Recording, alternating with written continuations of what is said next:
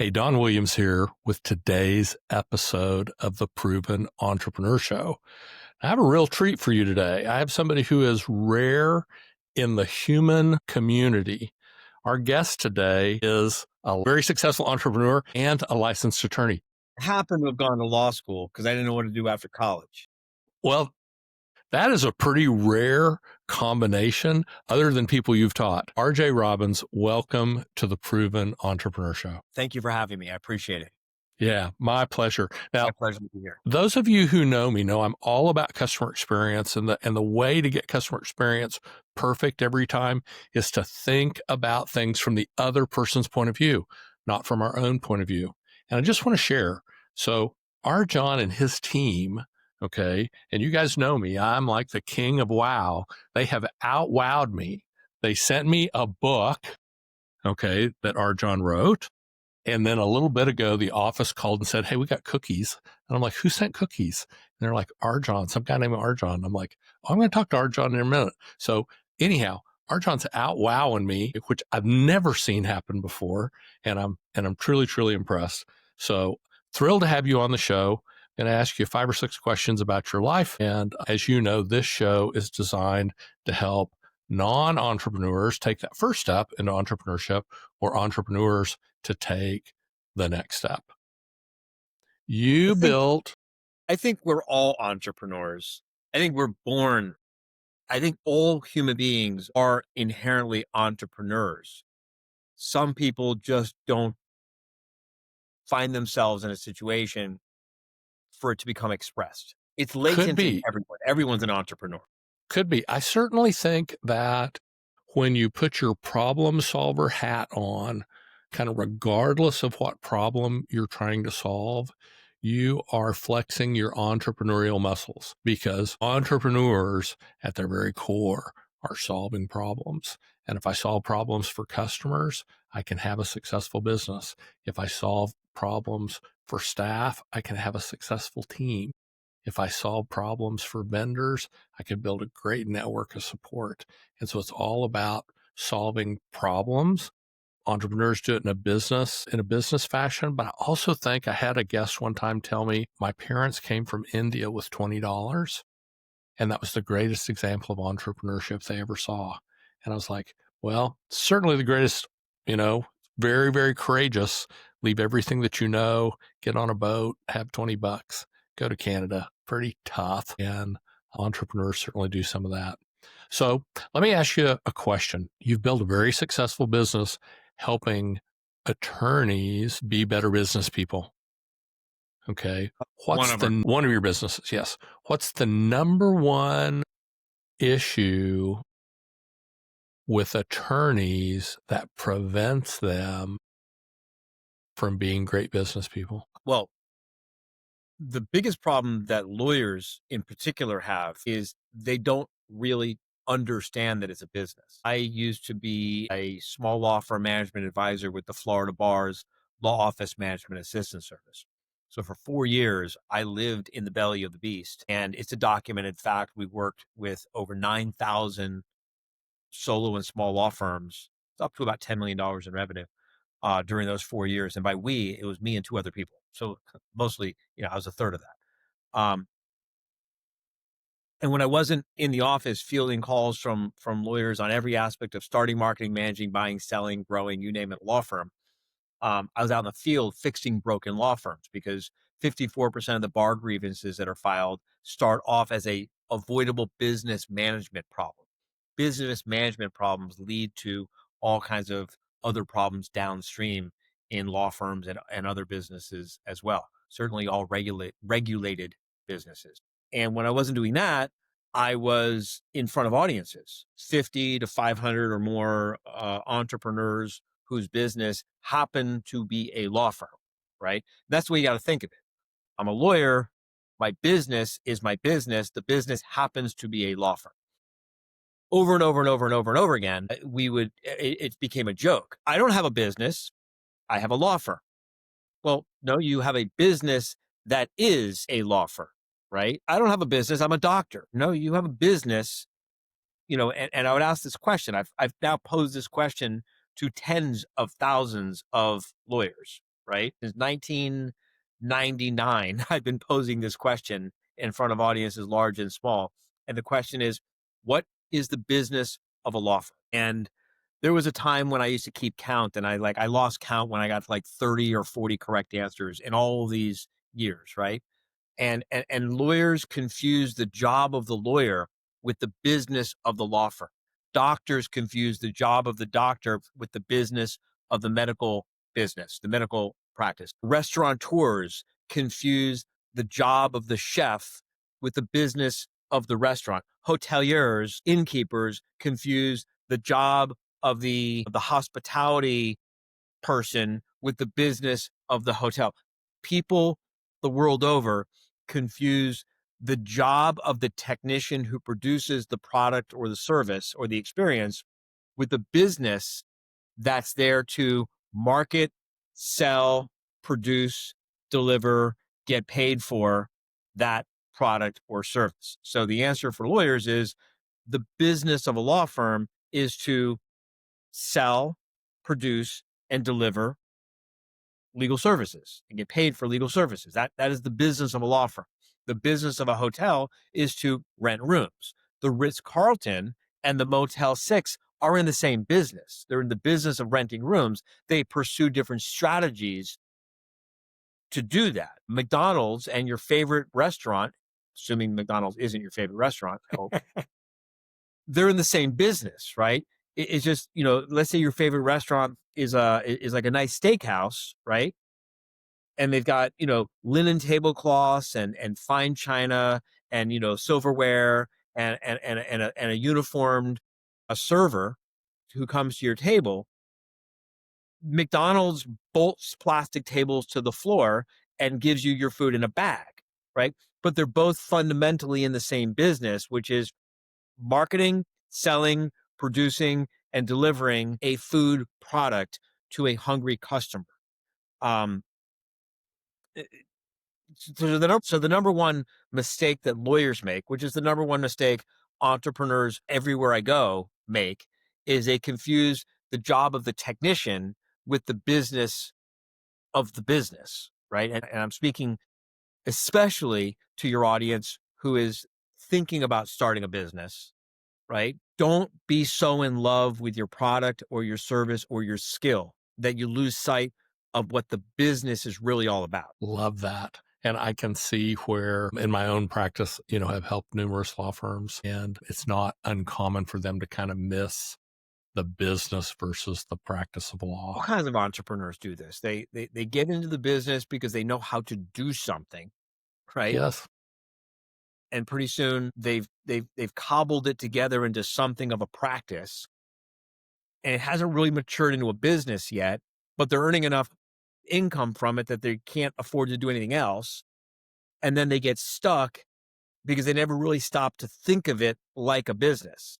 A really wonderful book is Michael Gerber's The E-Myth Revisited. Anyone who is thinking about starting a business, or you're in the early stages, you owe it to yourself to listen to that book. Very, very good. Very good. So tell me this, what's the most painful mistake you've made as an entrepreneur that you wouldn't want to repeat, but you're glad it happened because of what you learned?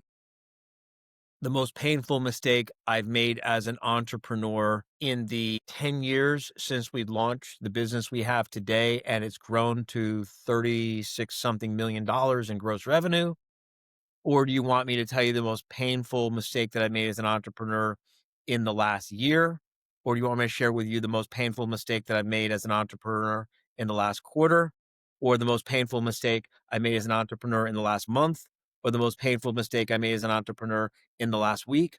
Or the most painful mistake I made as an entrepreneur yesterday? Or the most painful, it's already 11, it's almost noon. I've already made some mistakes. You got to give me a time horizon here to tell you the most painful mistake, because I'm I'll constantly clarify. making mistakes. Yeah, I'll clarify, but I do want to make a point to the audience. Notice RJon has made a couple mistakes, and all successful entrepreneurs make a ton of mistakes. We just win more than we lose. It doesn't mean that we don't lose. So let's just go for the 10-year. Can I just say something, Don? Yeah. I don't win more than I lose. Oh, okay. So I think maybe on issue count, that could be correct, but on financial, Dollars. Correct. yeah, yeah, yeah. And so, I'll lose, I'll lose, I'll lose, I'll lose, I'll lose. And then this idea that I was like basically didn't even take it seriously. I thought it wasn't even going to work, but I figured, what the hell? We'll give it a test. Bam! Another $10 million business yeah, out of nowhere. Who saw it coming? Right. The I other love idea that that. I was in love with, that was the best idea ever. It doesn't work.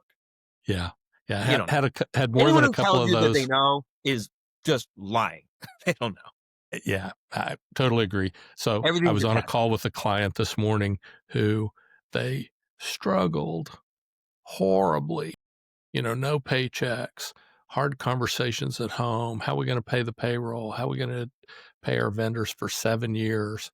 But in the next two, they had a $20 million exit.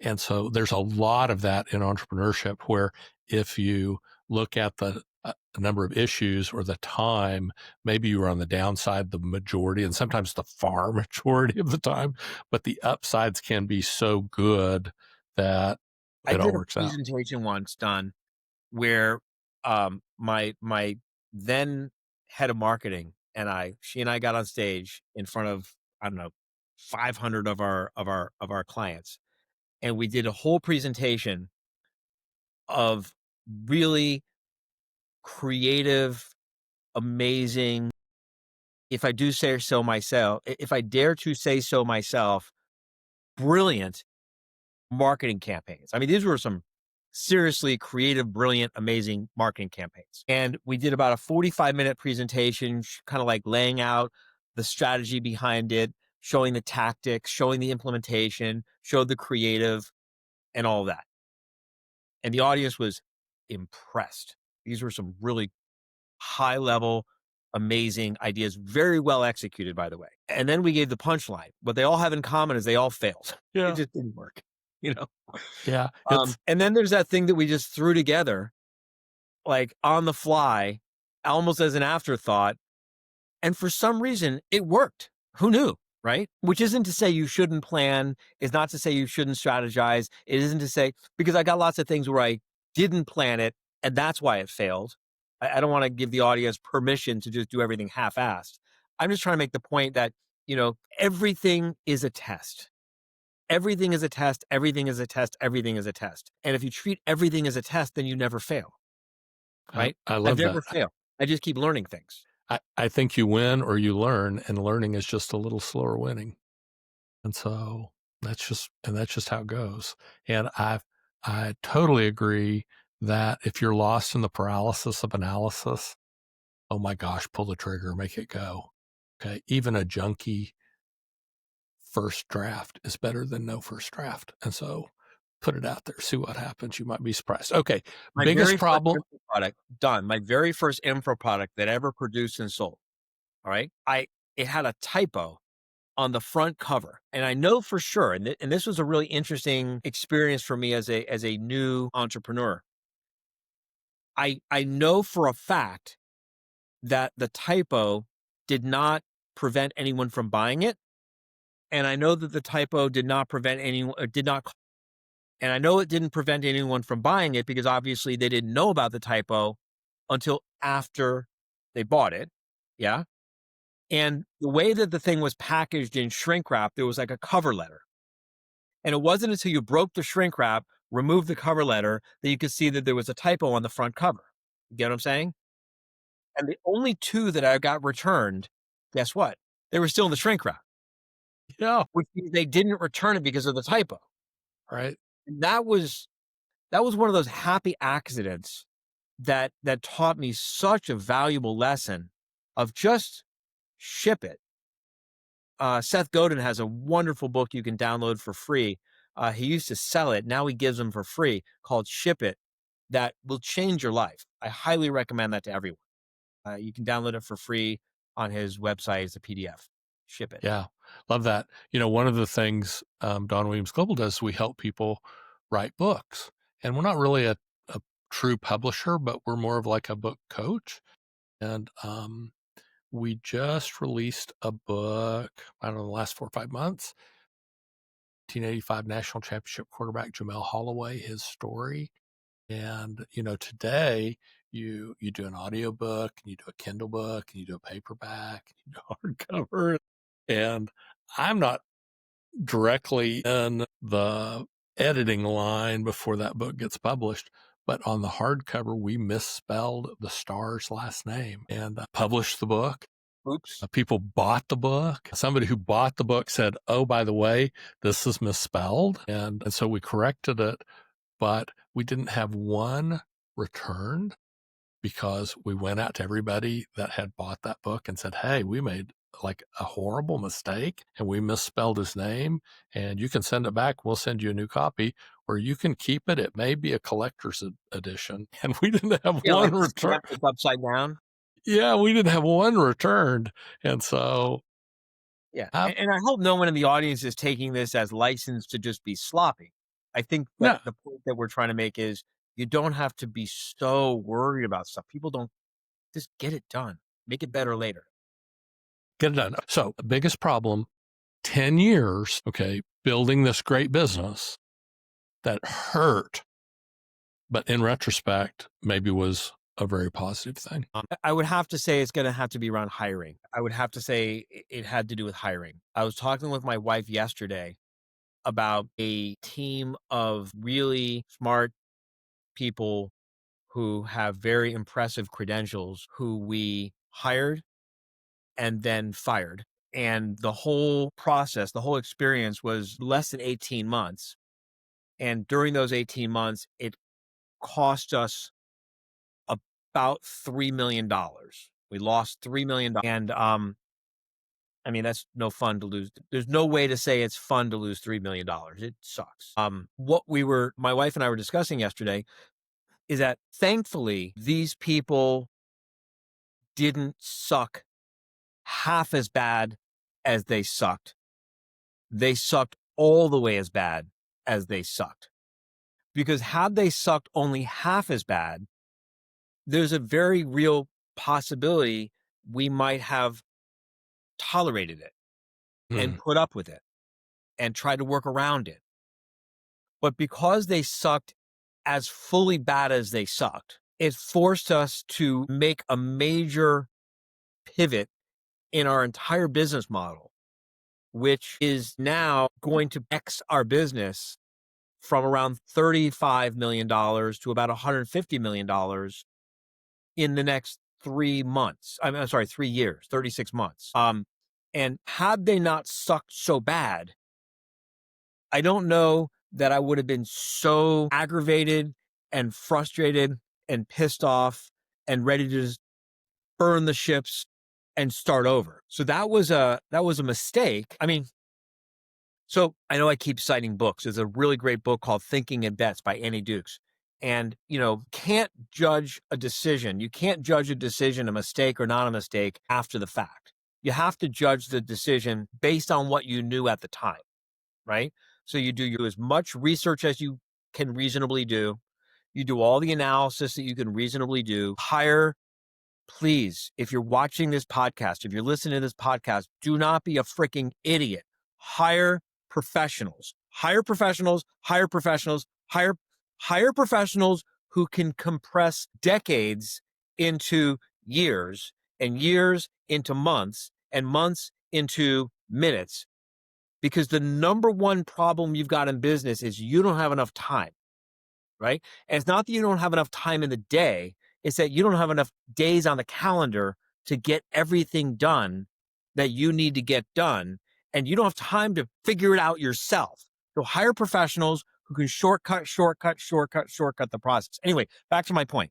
My point, Don, is based on what we knew at the time when we hired these people, right? Because we weren't careless. We weren't reckless. We weren't lackadaisical. We weren't sloppy. Based on what we knew at the time, it was the right decision to hire these people. It was the right decision to put them in the positions that we put them in. It was the right decision based on what we knew to do what we did. It's only after the fact that we can look back and say, oh, if only I had known then what I know now, I would have done things differently. But, that's not how life is. It's not. So I'm not gonna say it was a mistake. I'm gonna say one of the most painful learning experiences that I had was hiring these people who, I know this is gonna sound maybe strange for me to hear me say it, but these people who I, for the most part, genuinely like, genuinely respect, genuinely appreciate. And when I say they sucked, I mean they sucked at their job. They didn't suck as people, right? Yeah. They saw, whose responsibility was it? It was mine. It was my responsibility to decide on the strategy. It was my decision to decide to hire them. It was my decision on the positions we put them in. So ultimately, I suck too. So this isn't like throwing them to the wolves, right? We as a team made some really, really, really smart, well reasoned, thoughtful, strategic decisions that we did an extremely good job of executing on. And thankfully, we executed on these decisions really, really, really fast. So we were able to discover in only 6 months that they were the wrong strategic decisions and they were the wrong people to be in charge of these strategic decisions. So, sometimes failing fast is a blessing, much You know, better than a long, slow, agonizing suffering. well, I don't think there's any doubt about that. And failing, many people view as the opposite of success. It's actually part of the path. You have to have failings. Doesn't mean you're a failure, but you have to have failings to be successful. And I can tell you, after a couple hundred interviews of very successful, proven entrepreneurs, many times the bigger the failing, the larger the future win. Little But yeah, I mean, I failings, know little exactly why that wins. is. Big failings, big wins. Listen, there's a reason for that. That's because when the failure is complete, yeah, it forces you to do things in a radically new and different way. It's when the failure is not such a big failure that you try to hold on to it. You try to salvage it. You try to, you try to avoid. It's like at some point when it's just a complete, utter, total tear down failure, it's a blessing because you don't have to mess around trying to save it anymore. It's done. Start over, change directions, do something new, learn, move on. Yeah, love that. Okay, tough question. It all went away today. Big failing, big problem. It all goes away today. You starting over tomorrow. What strategy you take? That one's easy. First of all, I would have it all back in 24 months. In fact, I would not only have it all back in 24 months, it will be better, it'll be faster, it'll be easier. You are basically, what you're describing as a tough question is my secret fantasy that I think of sometimes in the middle of the night, of burning the whole thing down and starting over without all the legacy, right? I got a $36 million organization with 120 or 130 employees and managing something like 600 law firms, provide CEO services and COO services and CFO services and CMO services and sales training services and staff coaching services and bookkeeping for like hundreds of law firms. We got the largest bookkeeping business for law firms, for small law firms in the country. And I did Wow. that on the side, right? That's not even I mean, that's one of the businesses. If I had to start completely over from scratch today, oh my God, I would have so much free time to just focus on the marketing, the messaging, and creating brand new services that I don't have time to get to right now because I'm busy doing all these other things. So the strategy would be build an audience. That would be the strategy. Build an audience, give value to the audience, give more value to the audience, build trust with the audience, and then ask the audience, what do you want or need? They would tell me what they want or need after I've built it and given them enough value. And then I would create the product or the service to satisfy their need and I'd have the whole thing back in 24 months. Yeah, I love that. And listeners, please key on that. Everything RJon talked about was seeing things from the other person's point of view. How can I give them the most value? How can I deliver more value? How can I increase that value? And then what can I do? What else can I do to help you? So, RJon, if somebody in the audience wanted to reach out to you or the company, what's the easiest way to do that? So first off, we've had a waiting list for the better part of 3 years. So How to Manage a Small Law Firm has a waiting list. Our bookkeeping business has a waiting list. Sales training has a waiting list. Our workshops are now only for current members, current clients. We don't take people from the outside anymore because there's too much of a waiting list. So what we did was we created a waiting room that we let people participate in for free while they are on the waiting list. So you contact my team. First of all, before you even contact my team, get a bunch of free resources. Listen to some of our podcasts. Go to our website at howtomanage.com and download free resources. Sign up for a free workshop. Sign up for a free webinar. Go to Amazon, buy one of my books, listen to my podcasts. Let us give you all kinds of free resources to make sure that this is really what you want, right? Because spoiler alert, I'm not everyone's cup of tea, you know? Um, Me and either. yeah, so take advantage of all the free stuff, right? And then in the process of taking advantage of all the free stuff, you'll find a link to schedule an appointment with someone from my team. But the appointment is not to schedule a sales call. The appointment is to schedule a meeting with a reference librarian type of person who's going to say, okay, what are your problems? What are your challenges? What's going on in your business? So we can share the right free resources with you, right? And then they'll probably follow up with you and say, hey, did you get it? Is it working? Is it the right thing? Is it helping you make more money? You know, depending on what your problem is, right? Maybe you got a marketing problem. Maybe you got a sales conversion problem. Maybe you've got an intake problem. Maybe you got a staffing problem. Maybe you got a financial controls problem. You know, I don't know what your problem is with your business, but you know, depending on what your problem is, they'll get you the right resources, and then they'll follow up to make sure you got them and that it's working. And we'll just keep giving you more stuff. And then at some point, we don't really even have to say very much. You will probably say, I want more. And we will say, we have a waiting list.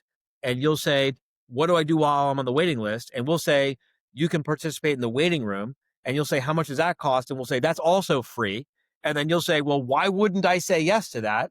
And I'll say, I don't know, maybe you're a stupid idiot who likes to suffer. Maybe that's why you won't do it. But unless you're like a serious, hardcore, help rejecting complainer, of course you're going to take advantage of the waiting room. It's free. And then you're going to come to our live events for free. You're going to participate in live workshops for free. You're going to participate in live Q&A for free. I mean, it's just tons of stuff for free.